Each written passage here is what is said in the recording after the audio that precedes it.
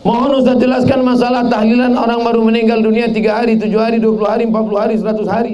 Banyak. Di daerah Linggani membuat atau menambah 60 hari, 80 hari. Apakah ada dalilnya yang bersangkutan jadikan rujukan atau apakah ulama sepakat dengan hal ini? Mohon penjelasannya Pak Ustaz. Mak saya meninggal bulan Maret 2019. Sekarang bulan bulan Februari. Berarti sebulan lagi setahun. Tak pernah berhenti. Saya teruskan aja. Saya terus baca Yasin, saya terus tahlil, saya terus bagi beras fakir miskin. Bagi. Tak ada saya hitung sehari, 2 hari, 20 hari, 30 hari, 100 hari, tak ada. Terus sampai kapan? Selama ada duit sampai mati hari kiamat. Silakan. Kalau sayang sama orang tua kita, tak kita hitung-hitung. Tapi tak semua orang mampu. Maka karena dia tak mampu, maka dia pilihlah 7 hari. Ada dalam Quran 7 hari? Tak ada. Ada dalam hadis 7 hari? Tak ada. Nabi tak ada menyebut. Quran tak ada menyebut, hadis tak ada menyebut, Nabi tak ada menyebut, sahabat Nabi tak ada menyebut. Lalu yang menyebut 7 hari itu siapa? Yang menyebut 7 hari itu dari kalangan tabi'in namanya Imam Atha. Apa kata Imam Atha? Imam Atha ini ulama. Orang meninggal dunia diuji di kuburnya 7 hari, maka diringankan ujiannya kalau keluarganya bersedekah makan selama 7 hari 7 malam. Maka yang kaya-kaya, yang duit banyak, yang kebun luas, yang sampan banyak, yang ikan banyak, sedekah. Yang tak ada duitnya sampai ngutang. Miskin, susah, melarat. Ngutang pula lagi untuk buat bubur kacang hijau. Inilah dia orang susah ditimpa tangga, diterkam kucing. Datang alim ulama, tokoh masyarakat, serikat tolong menolong, datang ke rumah dia. Kami tahu kau miskin, susah, tak ada duit, maka kau jangan masak, kami yang akan bawakan masakan. Si fulan bawa air galon, si fulan bawakan nasi, si fulan bawakan rendang. Apa kata Nabi?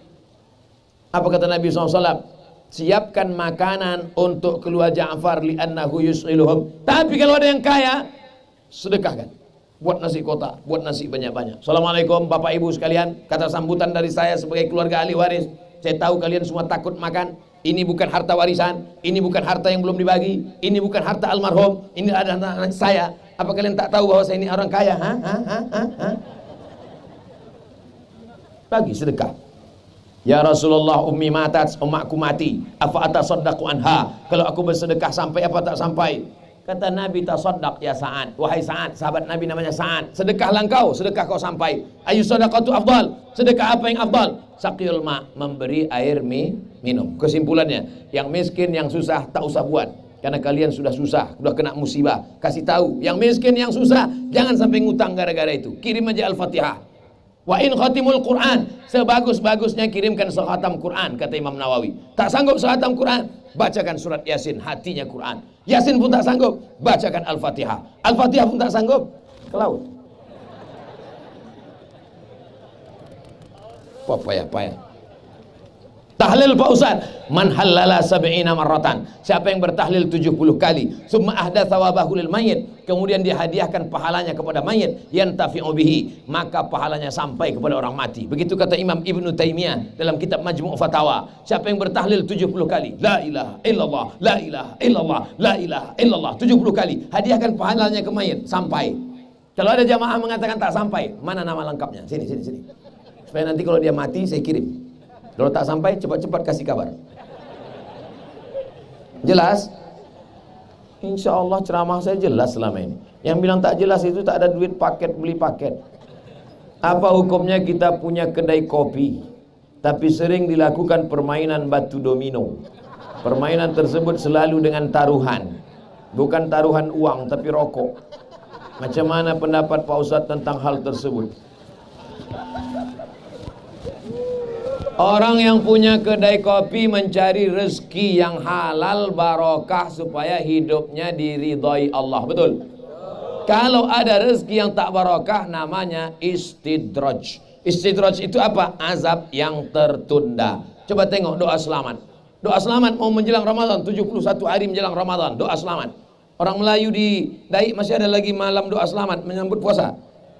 Allahumma inna nas'aluka salamatan fid din wa afiatan fil jasad wa ziyadatan fil ilmi wa barakatan rezeki barokah. Mana ada rezeki barokah? Di situ ada haram. Mana ada rezeki barokah? Ada judi. Mana ada rezeki barokah? Orang lupa salat. Hayya 'ala shalah. Kelepak balana. Mana ada barokah? Berhenti. Berhenti. Yang menyediakan tempat-tempat judi, tempat-tempat gaplek, walaupun judinya cuma makan Indomie, walaupun judinya cuma duduk-duduk saja, berhenti. Tak juga berhenti kalian, tengok naik air laut itu ke darat baru tahu. Menggulung dia naik. Apa namanya? Tsunami. Itu baru yang perempuan, yang laki-laki Sumanto. Wattaqu fitnatan la tusibanna alladzina zalamu minkum khassah. Takutlah kamu kepada azab Allah. Azab Allah kalau datang, dia tidak mengazab yang berdosa saja. Yang baik-baik pun habis rata semuanya. Bapak Ibu pikir kalau tsunami itu datang naik ke darat, apa ditengoknya? Ditanyanya dulu, ini rumah orang main gaple apa tidak? Main gaple, hancurkan. Ini sembahyang, tidak, mana ada, rata semua dengan tanah. La ta'murun bil ma'ruf, ajak orang buat baik. Wala tanhauna 'anil munkar, larang orang buat mungkar. Kalau kamu tidak lakukan itu, la yushikanna ayyab'atsallahu 'alaikum iqaban. Allah akan turunkan azab. Ketika azab turun, kamu berdoa pagi, petang, siang, malam, fala yustajabu lakum. Doa kamu tak dikabulkan Allah. Kenapa tak dikabulkan Allah? Karena tidak ada amar ma'ruf nahi munkar. Sudah aku sampaikan ya Allah. Sudah aku sampaikan ya Allah. Buatkan perdanya, peraturan daerah. Marah Ustaz? Enggak, memang stylenya aja gitu. Apa hukum menyimpan keuangan masjid beratus juta ke sebuah bank konvensional? Duit masjid itu punya ketua masjid atau punya umat? Punya umat. Kenapa disimpan? Mestinya begitu dapat duit, belikan karpet. Dapat duit, perbaiki WC. Dapat duit, betulkan dinding. Dapat duit, betulkan kubah. Dapat lagi duit, beli tanah samping buat sekolah MDA. Dapat lagi duit, sekolahkan. Ini begitu bangganya, masjid kita sekarang 200 juta. Punya siapa? Itu bukan punya kau ketua masjid. Ini ketua masjid yang begini mesti dilengserkan. Itu bukan punya dia, itu punya umat.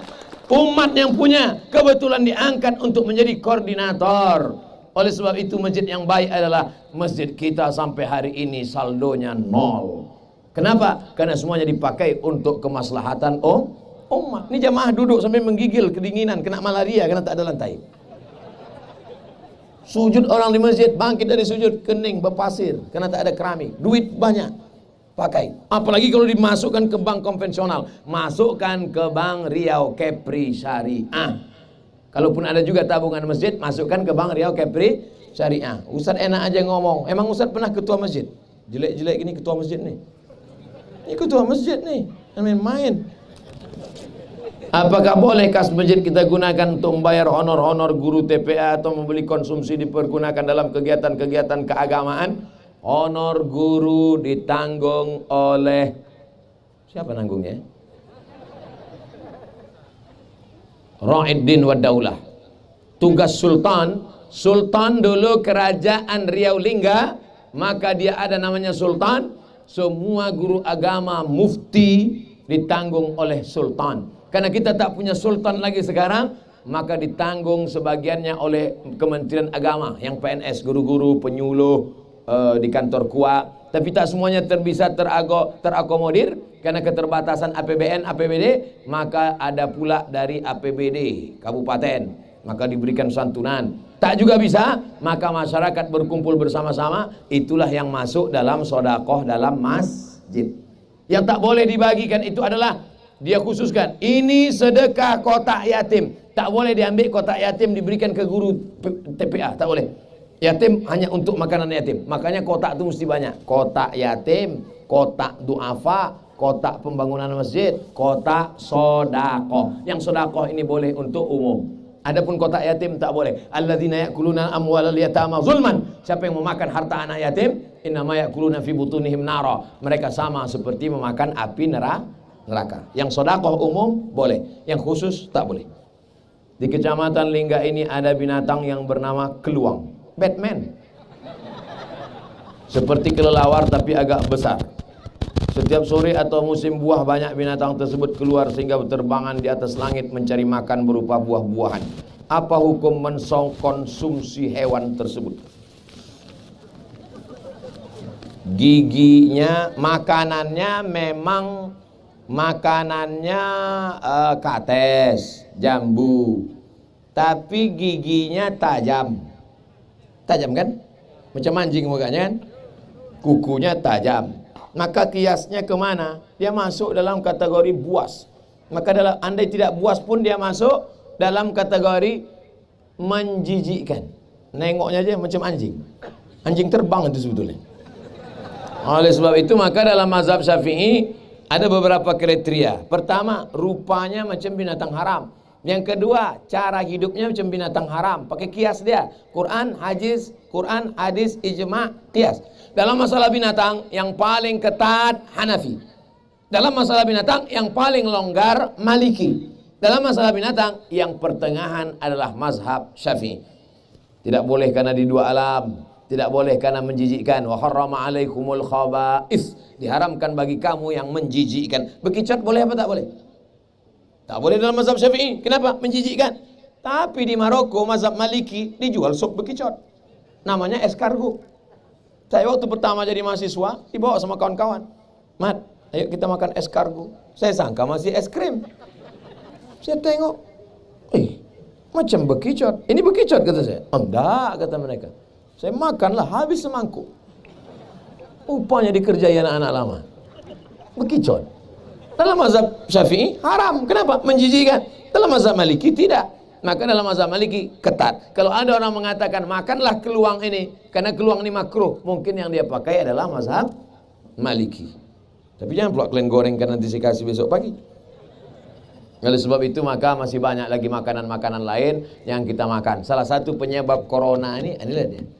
Ini corona. Kalau dimakan ini lama-lama bukan corona, Corolla pun datang.